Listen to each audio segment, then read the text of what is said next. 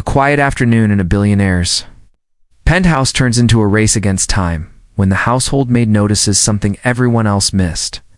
Her quick thinking doesn't just save a man's life, it changes everything about how the world sees her. The late afternoon sun spilled through the floor-to-ceiling windows of the penthouse, bathing the room in a warm golden light that danced across polished marble floors. Far below, the city thrummed with movement, tiny specks of cars weaving between each other, the occasional wail of a siren carried upward in the breeze. Inside, it was another world entirely. The air was cool, the silence broken only by the murmur of laughter from the lounge, the gentle clink of crystal glasses, and the low hum of classical music drifting from hidden speakers. Everything sparkled as though the space had been frozen in perfection, untouched by the chaos of the streets below. The maid moved quietly, a soft rhythm in her steps, her hands gliding over the smooth surface of the grand dining table as she adjusted the centerpiece of fresh orchids. Each movement was deliberate, refined and precise. Polish here, straighten there. Remove a fingerprint before it had the chance to linger. She knew this place's rhythm, as well as her own heartbeat. She knew when the doors would open, when voices would rise in laughter, and when to disappear into the background. Today, however, that rhythm was different. In the lounge, the CEO entertained a small but powerful circle of investors, each dressed in tailored suits that caught the light when they shifted in their seats. The conversation was lively, peppered with confident bursts of laughter, and the table before them was a carefully curated display of indulgence flutes of champagne chilled to perfection, silver trays laden with delicate canapes, the scent of truffle oil and fresh herbs mingling in the air. The maid, balancing a tray with practiced ease, glided into the lounge and began to circulate among the guests, offering them fresh drinks. She didn't need to look directly at the CEO to sense his commanding presence. He was always the anchor, in any room, the kind of man whose voice cut through noise effortlessly. But as she poured champagne into his glass, she noticed something that didn't belong. It was subtle at first, a slight tremor in the hand that held the glass, so faint it could have been overlooked as nothing more than a momentary shiver. But then, when he leaned forward to respond to a comment from one of the guests, she caught the way his breathing hitched, just enough for her to notice. His cheeks, usually a composed shade of healthy color, seemed almost too flushed, a warmth that didn't match the cool, climate-controlled air. The other guests either didn't see it or didn't care. They were lost in discussions about numbers, markets, and future ventures, the kind of talk that made their voices rise and their hands gesture with enthusiasm. One man cracked a joke about the market giving him a heart attack, and laughter exploded across the room. The maid's gaze lingered on the CEO as he joined in the laughter, his smile just a fraction slower than the rest. She continued her rounds, placing fresh napkins on the side table and replacing half-empty glasses with full ones. But her eyes kept returning to him.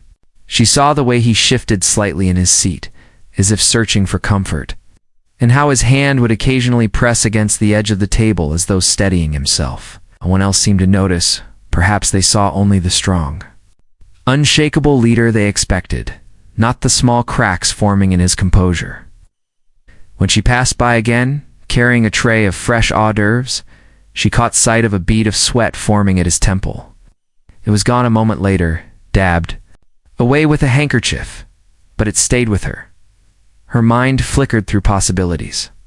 Maybe he was simply tired after all. Meetings had been endless lately, and travel took its toll.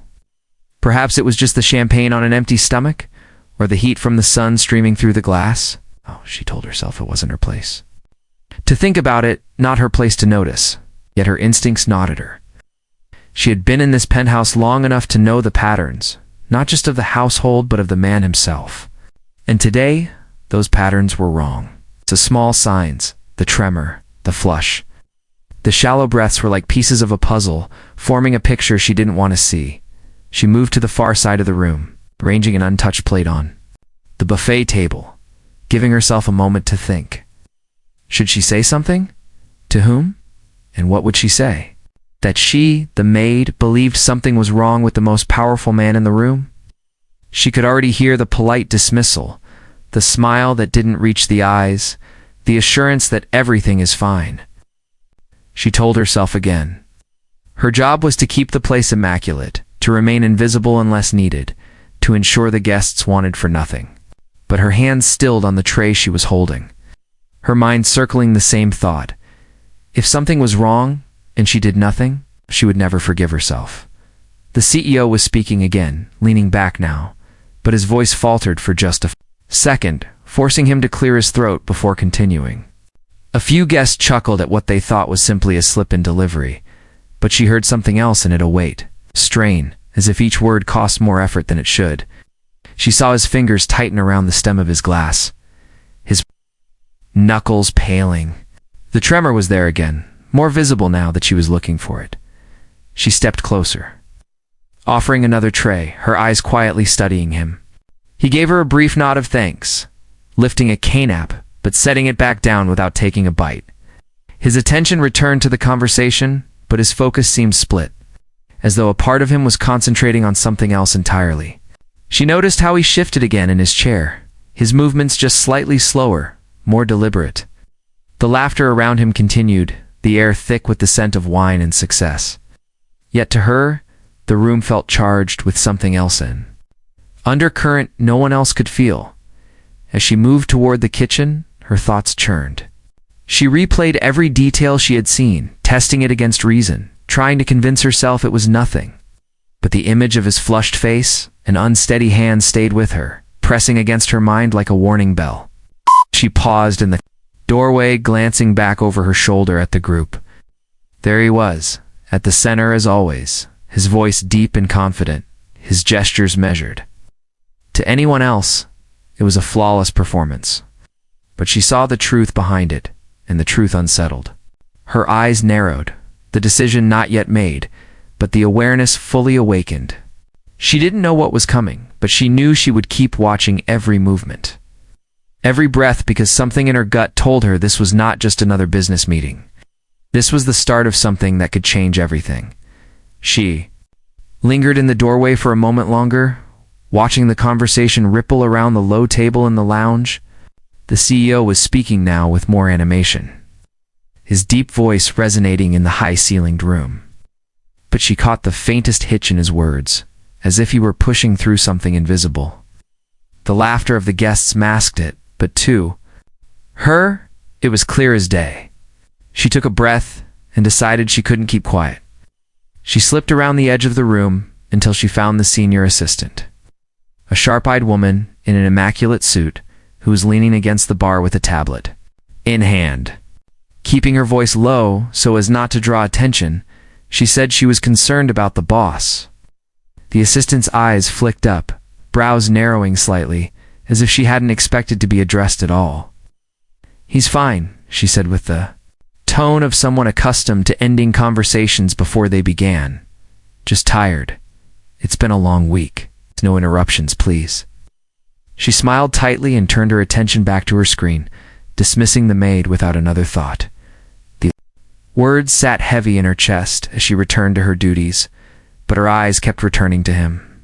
The champagne had been replaced with sparkling water, yet his hand still trembled when he reached for the glass. He pressed a folded napkin to his forehead, dabbing away moisture more often now, his gestures slower, heavier. He pushed through the next part of his presentation with practiced authority, yet there was a slight slur creeping into his speech, subtle dragging of syllables that made her wince. None of the investors seemed to notice, or perhaps they noticed but told themselves it was nothing more than excitement and speed. They leaned in, nodding, smiling, sipping their drinks. She moved toward the buffet, her tray balanced lightly in her hands, but inside she felt the pressure building. A memory from years ago surfaced uninvited: a crowded family gathering, the warm smell of food, the sound of cousins laughing in another room. She remembered her uncle sitting in the corner, pale and sweating, insisting he was fine. Everyone believed him, even when his hands trembled as he raised his glass. Minutes later, the sound of his body hitting the floor silenced the room. She remembered kneeling beside him, her voice breaking as she called his name, the desperate rush for help that had come too late. That moment had carved itself into her mind, an image she could never erase.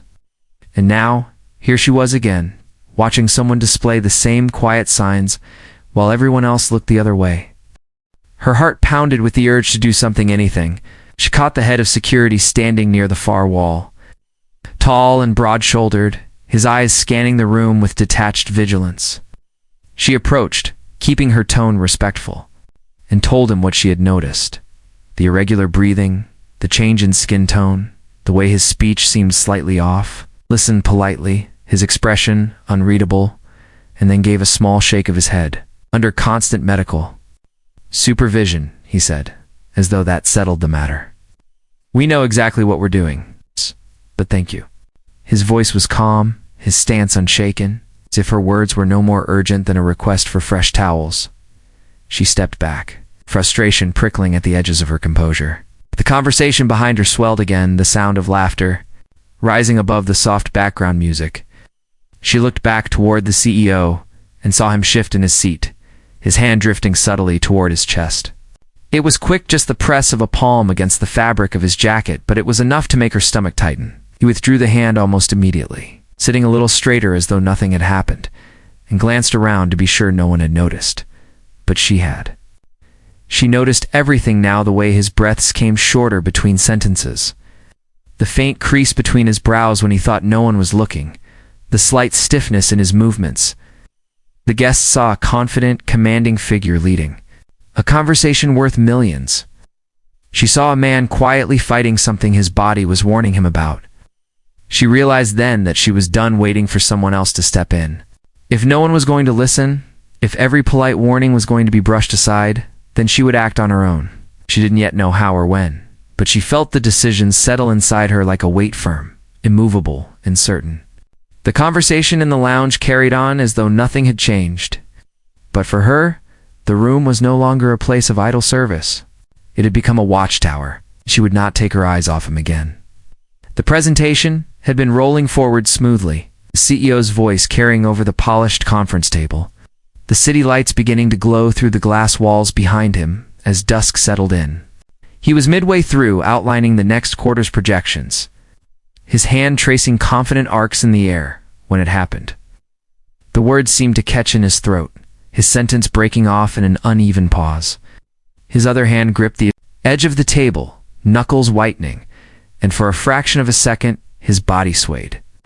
The laughter and murmurs from moments earlier died instantly, replaced by a stillness so sharp it seemed to press against the glass. His eyes darted briefly toward the guests, as if willing himself to continue, but the effort was too much. His shoulders slumped forward in a way that was both subtle and unmistakably wrong. She moved before anyone else even processed what they were seeing. The tray she had been carrying clattered softly onto the nearest counter as she crossed the room in swift, deliberate strides. Her hands were steady as she slipped an arm around his back, supporting his weight before he could collapse entirely. Guiding him toward the nearest chair, she spoke in a low, firm voice meant to calm, not frighten. She loosened his tie, unfastened the top button of his shirt, and tilted his head slightly to ease his breathing. The murmurs behind her swelled questions, confusion, half-formed orders, but she shut them out. "Bring me the medical kit," she called, not looking away from him. Her tone was clear, not frantic, and it carried across the room with the kind of authority that brooked no hesitation. Yet hesitation was exactly what she got. Few executives stepped forward only to stop. Short, their faces drawn in uncertain frowns. One of them said she was overreacting, that he just needed a moment to catch his breath. Another muttered something about not causing a scene in front of investors. Their words reached her ears but found no place to land. She was already checking his pulse with 2 fingers pressed firmly against his wrist, feeling the uneven stuttering rhythm beneath the skin. His breathing was shallow, with small pauses that made her own lungs tighten in sympathy. Her eyes flicked up to his face, noting the sheen of sweat on his forehead, the slackness creeping into his features. She had seen this before, too many times to mistake it for anything else. The memory snapped into her mind without invitation, the smell of antiseptic, the weight of her grandmother's frail frame as she supported her to the couch, the hurried instructions from a doctor over the phone. She remembered counting breaths, watching lips grow pale. knowing exactly how far a few minutes could stretch between life and death. Years of tending to someone whose heart could falter without warning had taught her to see things most people would miss. And now those instincts, honed in a small, dimly lit living room long before this night, were driving her every move. She straightened her shoulders and raised her voice. "Call emergency services now, and bring me aspirin fast." The edge in her words cut through the stunned atmosphere, drawing the gaze of everyone in the room. The head of security moved at once, pulling out his phone, while someone else fumbled for the medical kit.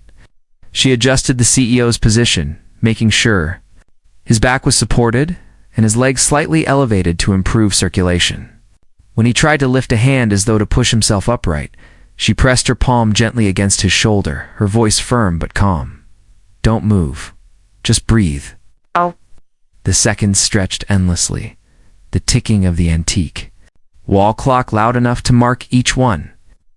She kept talking to him, steady and even, anchoring him to her words. She watched the color in his face, listened for changes in his breathing, ready to react to the smallest shift. Her other hand found the aspirin someone had finally brought. She coaxed him to chew it slowly, explaining in quiet tones that it would help thin the blood and ease the strain on his heart. He obeyed without argument, his eyes on hers, in a rare moment stripped of all the armor of authority. Behind her, the investors had fallen silent. The executives who moments ago were dismissing her were now frozen in place, their attention locked on the scene before them.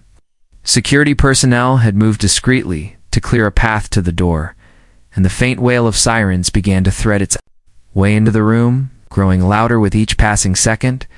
Then the doors burst open, and the paramedics swept in, their movements quick, efficient, and sure. She stepped back only enough to give them space, staying close as they took over, relaying what she had observed: the tremor, the flushed skin, the irregular breathing, the moment of collapse. One of them glanced at her with a brief nod of acknowledgement, the kind reserved for someone who had done exactly the right thing at exactly the right time. It took them only moments to confirm what she already suspected: this had been a potentially fatal cardiac event, and without immediate action, the outcome could have been very different. They stabilized him quickly, securing an oxygen mask, attaching monitors, and preparing to transport him. She watched as they wheeled him toward the elevator, the flashing red lights from the street below casting brief shadows across the walls. Her hands were still, her breathing even, but inside, she felt the echo of urgency that had driven her every step. The room remained hushed long after the paramedics were gone, the weight of what had just happened settling over every person present. The hospital room was quiet, except for the steady beeping of the heart monitor and the soft hiss of oxygen flowing through the tube at his nose. The blinds were half drawn, allowing a muted wash of daylight to filter across the white sheets. The air smelled faintly of antiseptic, sterile but strangely calming after the chaos of the evening before. He lay propped against the pillows, pale but breathing steadily, his eyes closed in the kind of rest that comes only after a body has fought hard to keep going. When the doctor entered, his voice was calm but carried the weight of truth. Minutes, perhaps even seconds, had been the deciding factor between life and death. The swift intervention had prevented damage that might have been irreversible. He spoke of the blockage, the strain on the heart, and the reality that ignoring the symptoms much longer could have meant they would all be having a very different conversation today. Standing near the doorway, she listened without moving, her hands folded loosely in front of her. She didn't need the medical terminology to understand the gravity of what had happened. She had seen it in his face last night, in the way his strength had seemed to drain from him all at once. Now the reality was spoken aloud for everyone to hear, and the room seemed to hold its breath. The executives and investors who had rushed to the hospital after him stood in a quiet semicircle, their expensive watches and tailored jackets somehow looking smaller, humbled by the fragility of the man they had always seen as untouchable.